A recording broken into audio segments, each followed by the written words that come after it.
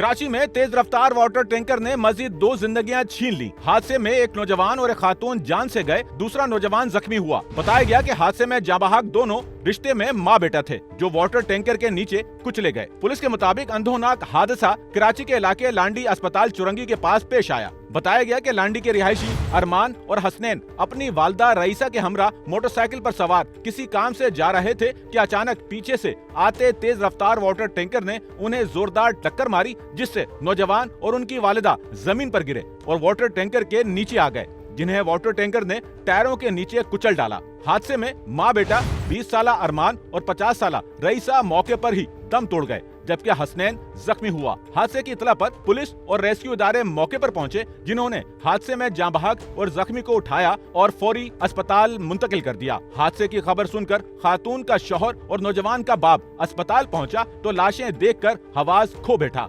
मेरी बीवी मर गई, मेरा बच्चा मर गया 18 साल का, मैं किसके सहारे जिंदगी गुजारूंगा?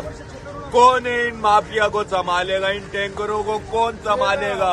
गुने में चुरंगी से आगे होके ट्राला जा रहा था, पानी वाला टैंकर, तो मेरे आगे बाइक वाला था, तो बाइक वाले को ने ओवरटेक किया तो बाइक वाला मेरे उनसे ब्रेक मारा तो मैं पीछे से रफ आ रहा था थोड़ा, मैं उसके अंदर घुसा, उस कंटेनर वाले ने और बाइक के साथ मेरे दबा दिया,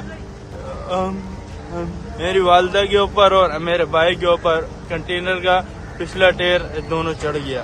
पुलिस के मुताबिक हादसे का सबब बनने वाले वाटर टैंकर को पुलिस ने तहवील में ले लिया है। अलबत्ता वाटर टैंकर का ड्राइवर हादसे के फौरन बाद भाग निकलने में कामयाब हो गया था। पुलिस ने टेक्निकल और ह्यूमन इंटेलिजेंस की मदद से उसकी तलाश शुरू कर दी है, जिसे जल्द गिरफ्तार कर लिया जाएगा। कैमरामैन अमीन के साथ नौमान रफीक, SNN कराची।